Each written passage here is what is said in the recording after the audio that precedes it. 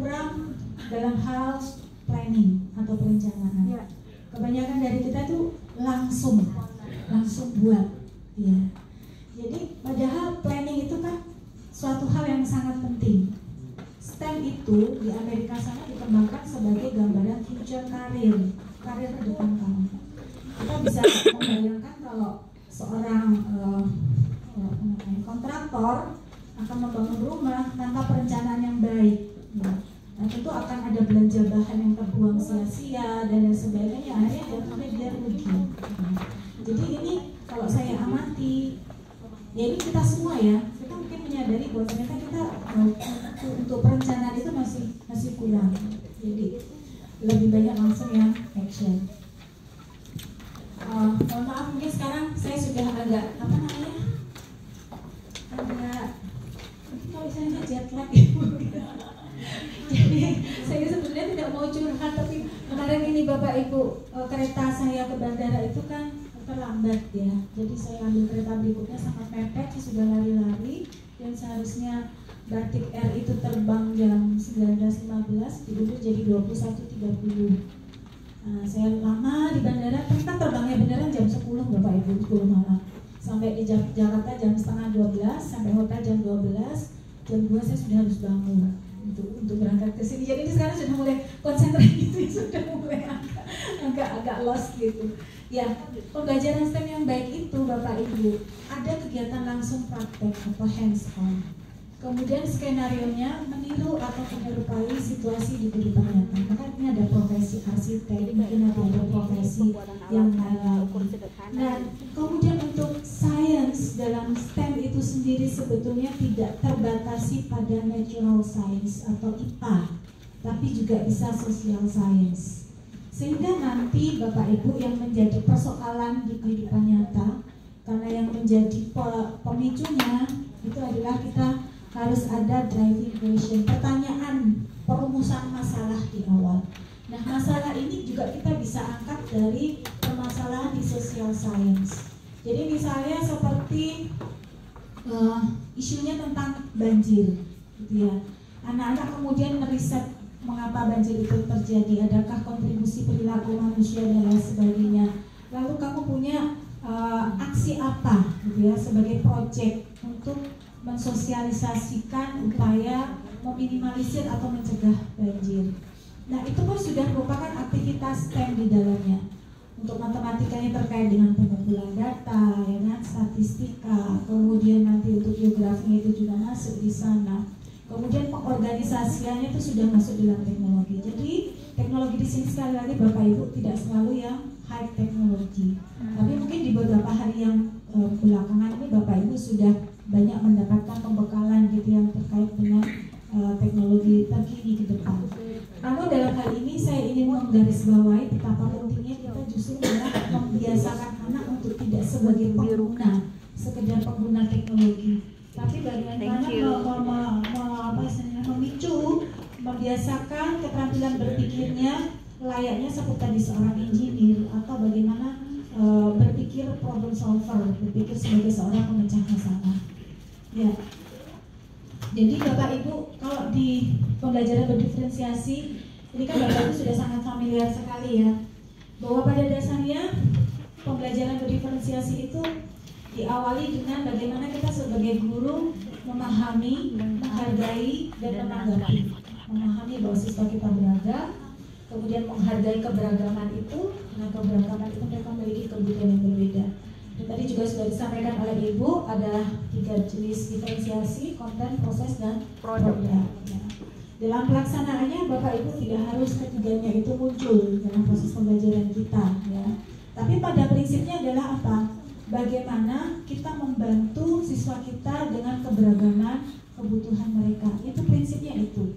Sehingga kalau niat awalnya itu adalah membantu, ternyata malah tidak terbantukan, berarti ada sesuatu yang perlu kita perbaiki. Contohnya, baru kemarin saya berkegiatan di Maluku Tenggara bersama Bapak Ibu guru SD. Di situ juga pengelompokannya masih berdasarkan gaya belajar. Lalu ada siswanya yang bilang ke gurunya, "Ibu, saya ingin pindah ke kelompok itu karena saya merasa kesulitan belajar di sini." Nah, jadi kalau memang kita niat awalnya diferensiasi itu adalah membantu siswa, dan ternyata pengelompokan kita itu ternyata tidak membantu gitu ya. Nah, pendiferensiasiannya pun berdasarkan bagaimana profil belajar mereka, minat mereka, kesiapan belajar mereka.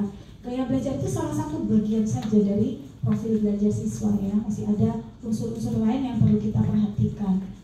Kemudian Bapak Ibu, dalam diferensiasi itu diawali dengan big ideas, kemudian tadi asesmen awal, kemudian diberikan beragam pilihan. Nah, STEM ini maksudnya lewat sini Bapak Ibu.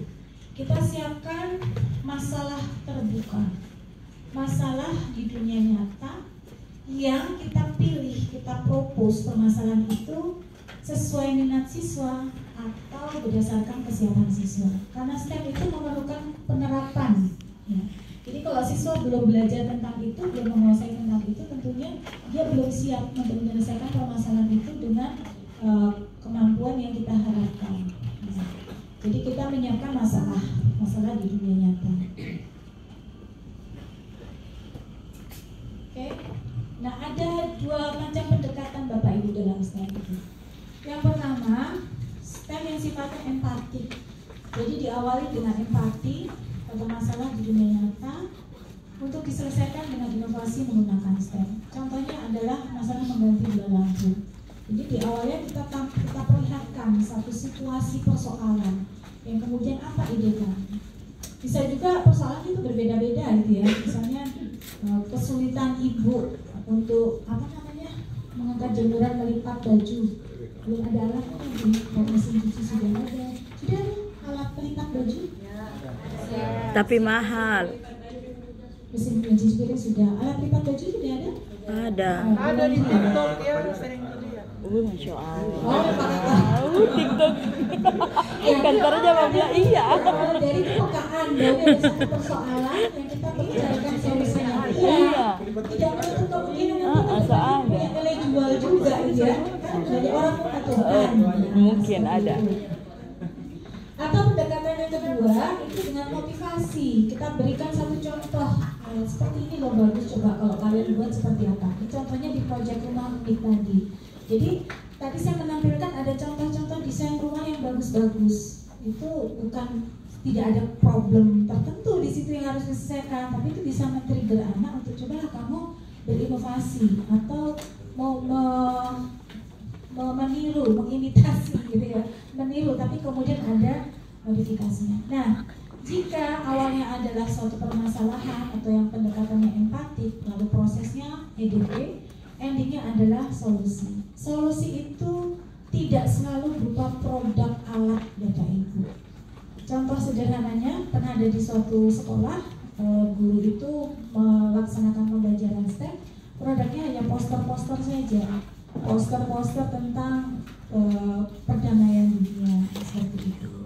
Atau juga produknya bisa berupa rekomendasi, ya, jadi catatan-catatan tentang apa yang perlu diperbaiki ke depan dan lain sebagainya. Tidak selalu berupa alat.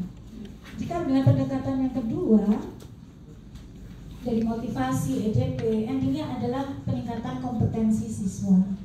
Jadi ternyata dengan kita tadi belajar untuk membuat rumah unik, itu kemudian kita melihat bahwa matematika dipergunakan di sisi ini, gitu ya. Kemudian sains dipergunakan di sisi ini. Lalu kalau Bapak Ibu menggunakan teknologi yang tinggi, nah ini kalau pelatihannya Bapak Ibu guru SMK, saya tidak akan menggunakan bahan-bahan sederhana seperti ini. Saya buat misalnya merancang rumah, tapi yang smart house gitu ya. Jadi itu yang kemarin Bapak Ibu belajar, mungkin ada bergerakan sedikit, kemudian seperti apa lampu menyala ketika sekelilingnya gelap, maka lampu rumah itu akan menyala dan seterusnya. Jadi tidak hanya sebatas desain rumah seperti ini.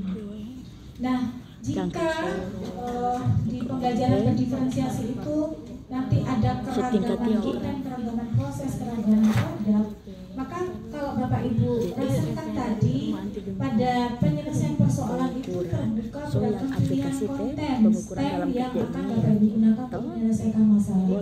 Ada yang tadi di sini secara spesifik menyelesaikannya dengan menggunakan pakai kubus sama limas, diawali dengan rangka kubus dulu dan sebagainya. Di belakang lain lagi, yang ini juga lain lagi gitu kan. Oke. Kemudian diferensiasi proses terbuka beragam pilihan aktivitas ya, dapat dilakukan siswa untuk menyelesaikan masalah. Maksudnya beragam aktivitas di sini. Nah, ini sekarang masuk